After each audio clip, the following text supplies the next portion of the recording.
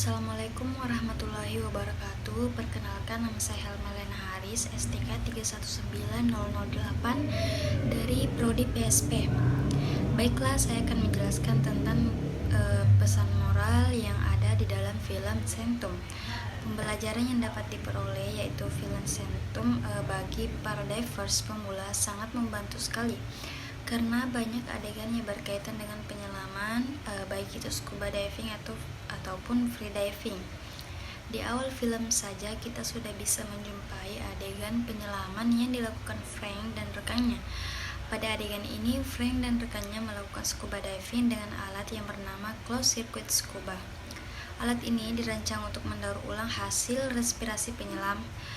Pada saat adegan penyelam yang pertama, Frank dan rekan wanitanya yang sekaligus menjadi istrinya berusaha untuk melewati sebuah celah sempit.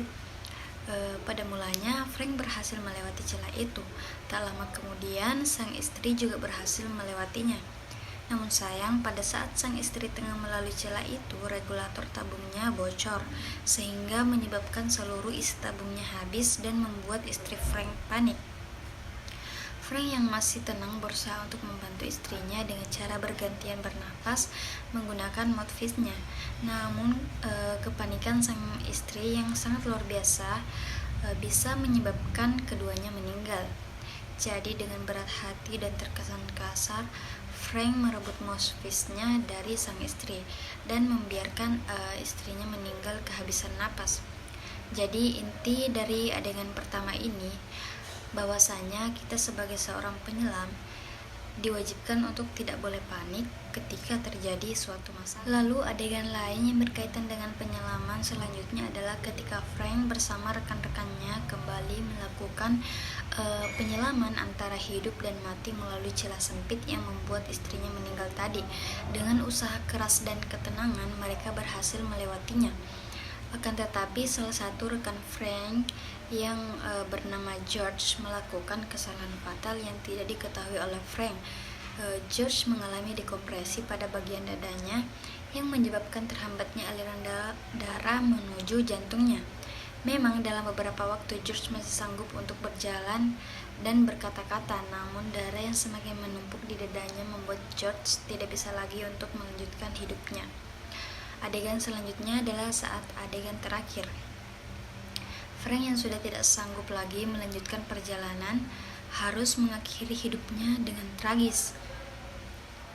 Dia menyuruh rekan satu timnya yaitu Josh yang merupakan anak lelakinya untuk menenggelamkan dirinya ke dalam air sampai meninggal. Dengan berat hati, Josh menuruti perintah ayahnya. Setelah ayahnya meninggal, dengan bantuan Josh kembali meneruskan perjalanannya yang terakhir dengan melewati aliran air yang diyakini oleh ayahnya adalah jalan terakhir yang akan membawa Josh menghirup udara kebebasan.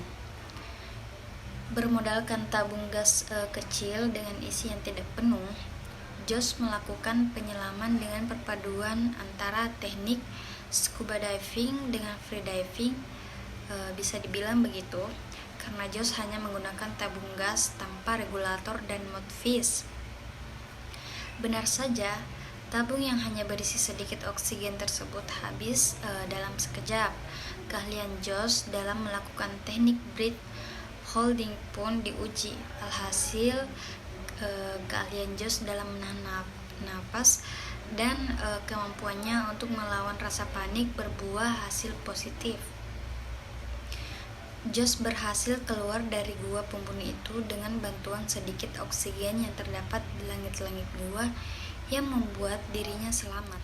Intinya, apapun teknik selam yang kita gunakan dan apapun alat selam yang kita gunakan, kita sebagai penyelam tidak boleh panik sedikit pun menghadapi permasalahan yang ada, karena sedikit saja kita mengalami kepanikan maka nyawa kita akan terancam.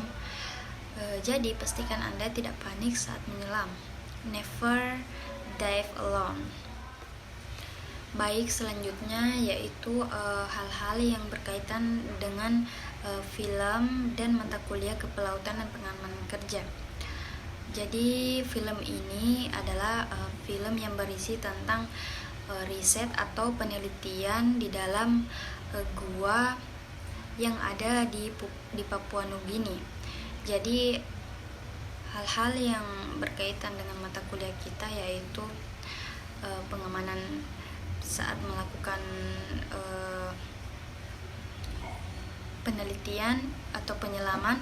Nah, dari hasil review yang bisa saya sampaikan yaitu sebelum kita melakukan penyelaman, ada baiknya kita memeriksa kondisi badan kita terlebih dahulu, apakah kita sehat, tidak dalam keadaan sakit, kemudian memeriksa alat untuk yang dipakai menyelam, dan membawa cadangan seperti cadangan tabung. Nah, agar tidak terjadi masalah-masalah yang seperti yang tidak kita inginkan, kita harus mempersiapkan itu terlebih dahulu. Yang kedua, kita juga tidak boleh panik pada saat ada terjadi masalah pada saat penyelaman, baik itu panik ataupun kita mengalami dekompresi. Nah, kita tidak boleh gegabah, kita harus tetap positif untuk memikirkan jalan keluarnya. Terima kasih, itu saja penyampaian dari saya. Lebih dan kurangnya mohon dimaafkan. Wabillahi taufiq wal hidayah. Wassalamualaikum warahmatullahi wabarakatuh.